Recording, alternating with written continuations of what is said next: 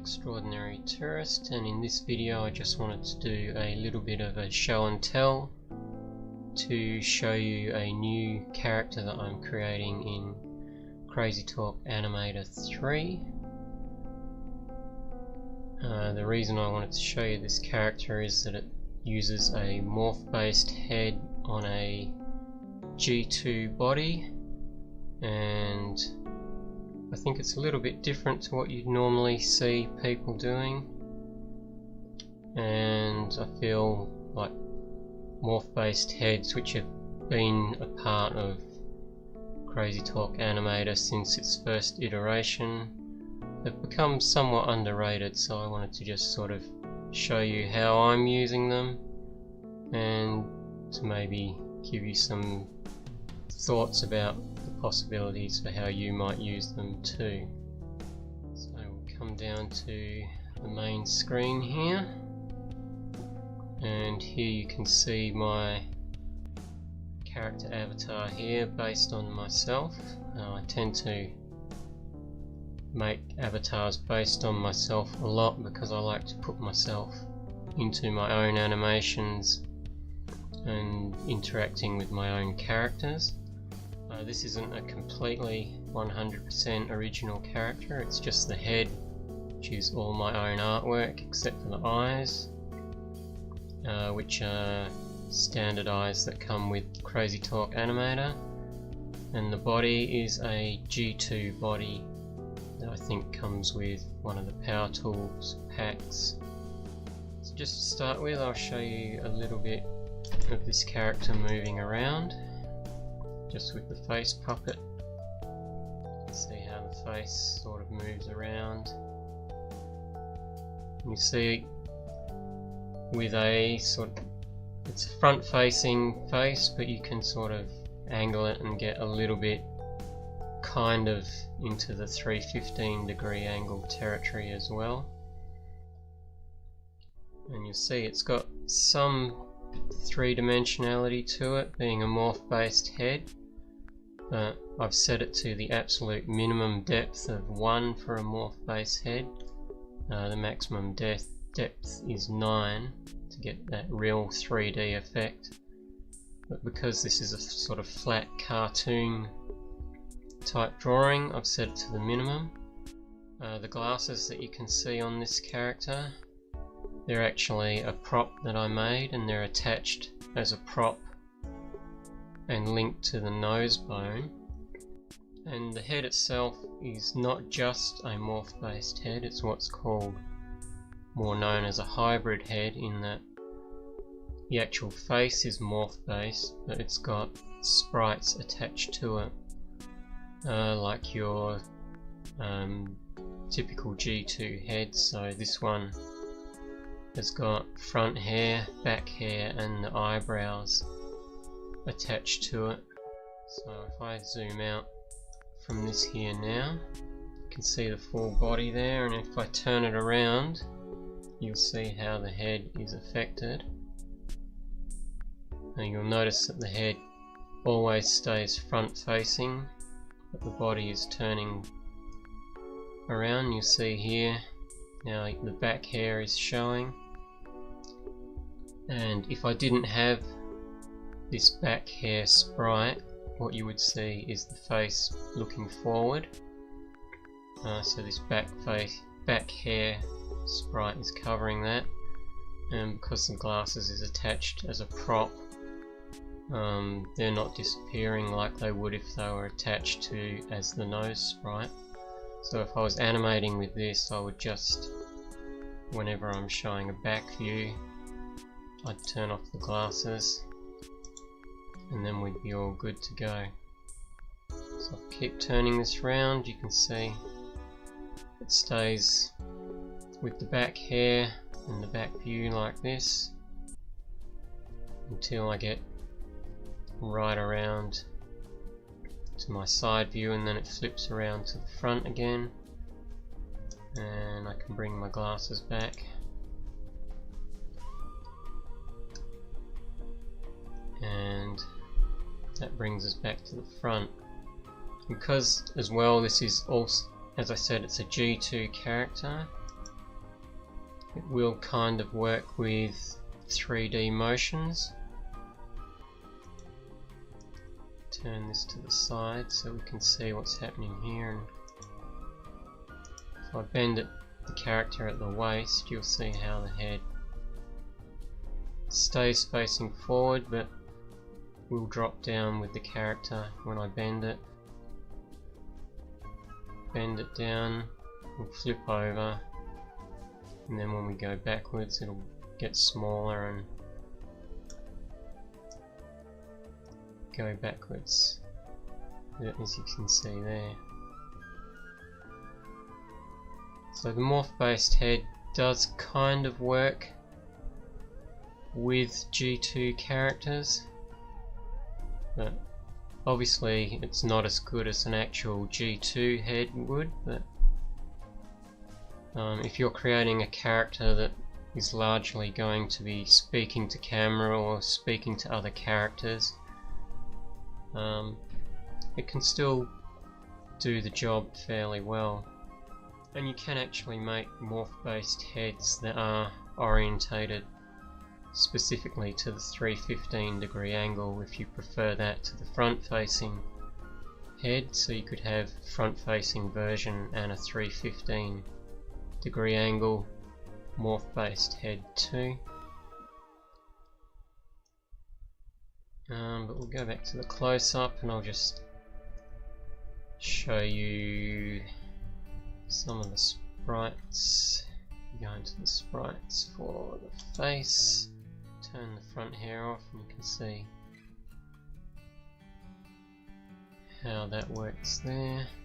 Same with the eyebrows. The eyebrows are both separate, and if I turn them off, see there's no eyebrow on the actual morph based head. Again, turn the back hair off, you'll see that all that hair at the back disappears. And I guess we'll have a look in the character composer at it, just so that you can get a feel for it in there, how it all works. You can see here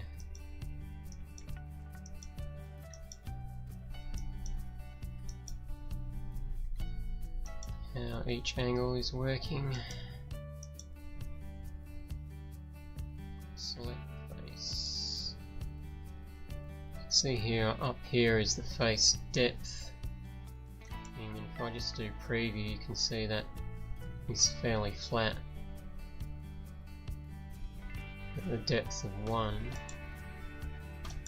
But if I adjust that to the maximum of 9 and then do a preview, you can see the eyebrows and the front hair sort of stick out a lot more. That would look pretty weird on this sort of character, which is more of a cartoon style character and less of a photographic one. So cartoon style characters, you want the minimum face depth of 1. So the eyes and the mouth, just use the morph eyes. You can see like there's all different types that you can use. The comic ones are really good for the comic based characters. You can set those up with literally just black dots in the eye if that's what you want. These particular eyes are the anime eyes, and I think I used, let's say I used this particular eye, anime eye number 4, and with the mouth I used the morph based mouth, and you can see with the morph based mouths you've got all these cartoony ones here, and I think this number 26 Comic B is the one that I used. And you can edit all the features of your eyes and mouths and stuff. You can edit them separately or together. See here with mine, I haven't got any eyelash or anything in, but if I wanted to I could put those in. You can see that adds a whole bunch of eyelashes. Close the eyes with those. But I didn't want eyelashes, so And you can actually put your own artwork into here if you just replace the iris and all that by importing your own graphics if you wanted to, but my original artwork for this literally had dots for eyes, and I wanted to have proper blue eyes with the iris and pupil and all that.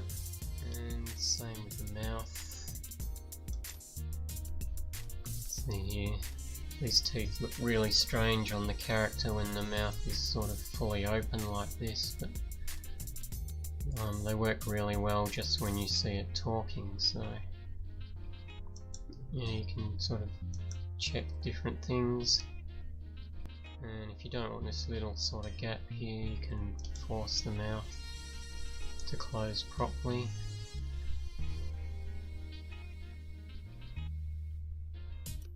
You can see there with that checked, the mouth is closing a lot better.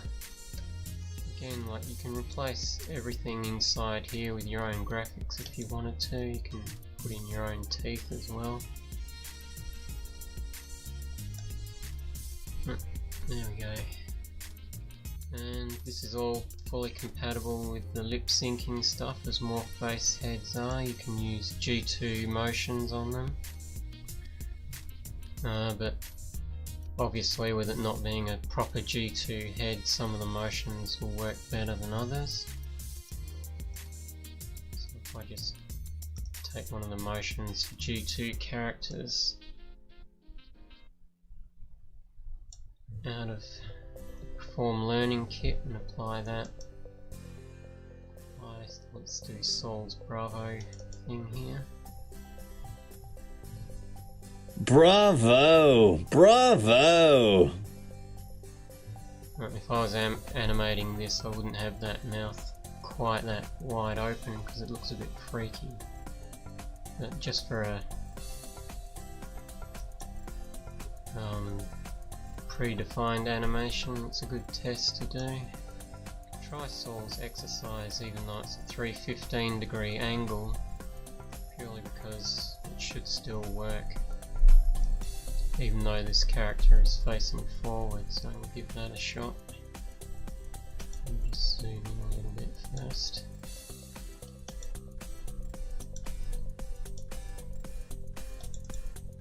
Hip hip hooray! And there you go. So I hope you got some inspiration from seeing this character in development and maybe got some ideas for it for perhaps your next character.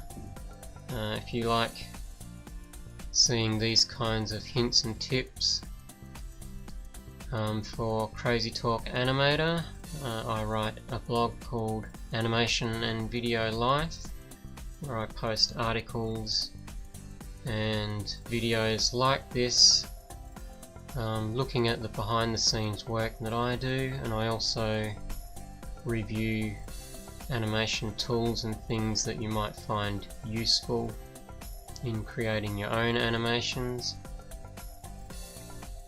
as well as occasionally I feature animators and talk a bit about the business of animation from an independent animator's point of view. So if that sounds like something you're interested in, come and check me out at animationandvideo.com, which is the Animation and Video Life blog. So until next time, I shall see you later. Bye for now.